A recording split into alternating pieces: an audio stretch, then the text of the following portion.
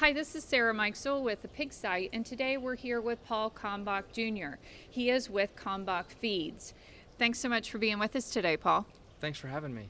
Very good. And today we're here at as people might see here behind us, at the 4-Star Vet Conference in Muncie, Indiana.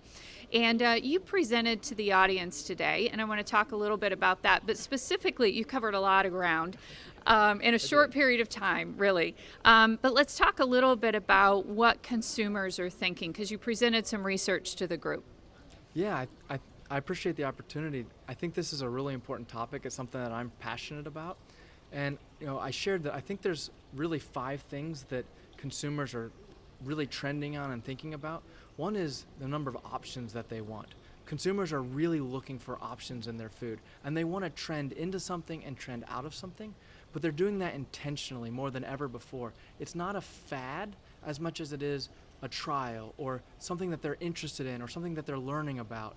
And so I think it's really important for us as an industry to understand that people are looking for options, and they're going to continue to invest in those options. And it may be a day a week, a day a month a year, but it's important to us to realize that that's where the consumer's at.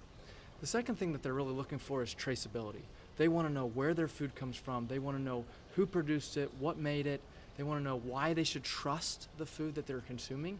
And they're doing that at a level that they've never invested in, at least in my lifetime. The third thing is they're really focused on sustainability, and they don't necessarily want to pay more for it. They're willing to pay a little bit more, but what they're really looking for is, how are you making the world a better place?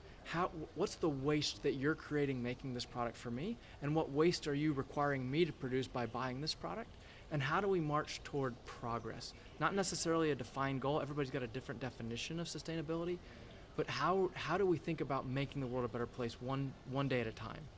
And they are really thinking about that, and we need to pay attention as an industry. The fourth thing is, and I think this is one of the most important for the pork industry, is they have an intense pursuit of flavor. They're really focused on, 75% of Americans in surveys said that they are looking for unusual and exotic flavors. And that's the word that's on the survey. Exotic. So it's not just, I want to change the flavor of my steak sauce. It's, I want to try something completely new.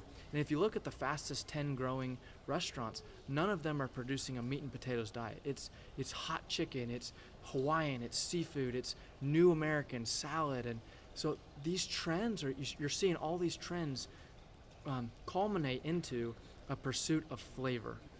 And then the fifth thing that they're looking for is convenience. And depending on what you read, it's somewhere around 40% of all restaurant orders are now online.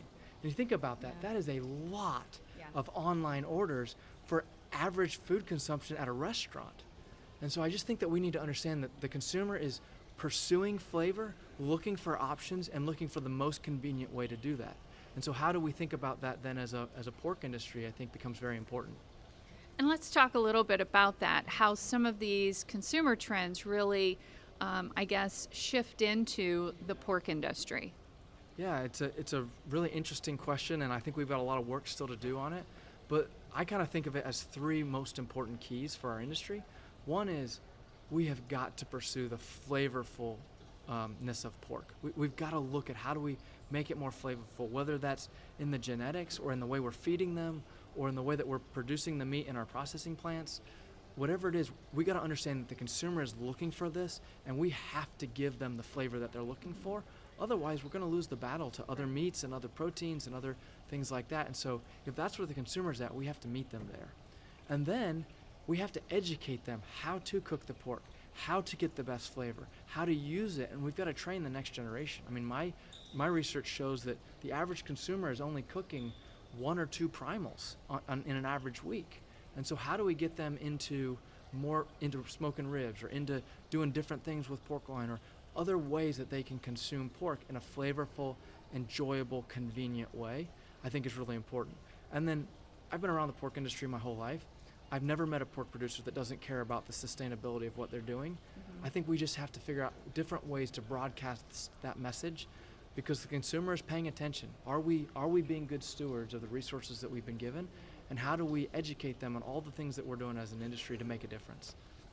Very good. And I mentioned before you covered a lot of topics, but you talked a little bit about on farm and what producers can do on farm.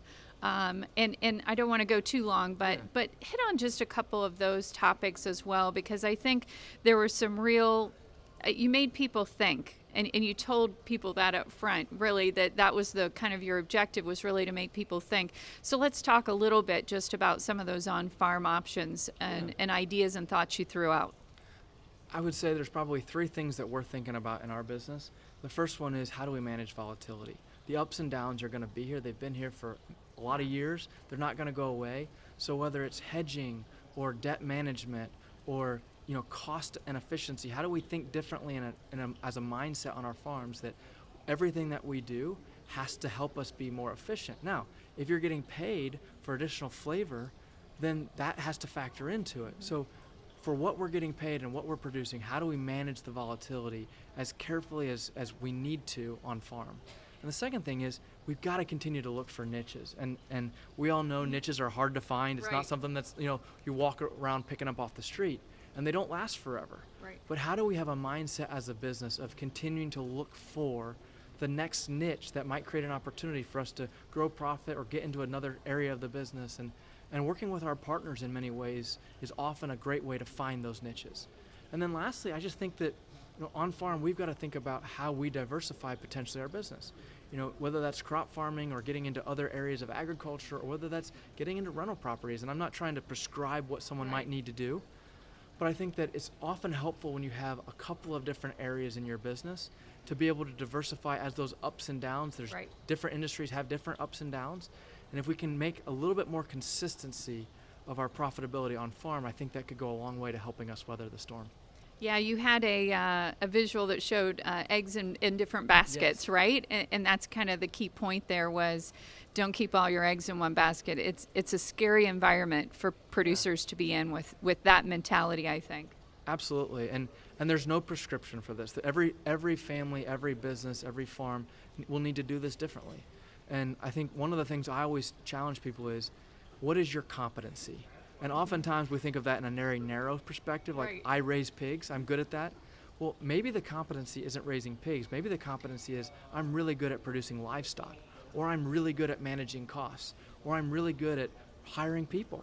And so there may be other areas or other businesses within agriculture, within other industries, that competency also applies. And so you can think about, what is my broader competency and where can I apply that to my business and create other opportunities?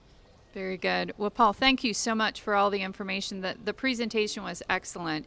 And there was a lot of very practical things that people need to consider, but a lot of big picture things. So I really appreciated it as well. So thanks again. Thank you very much. Appreciate being here. This is Sarah Mikesell with the Pig Site.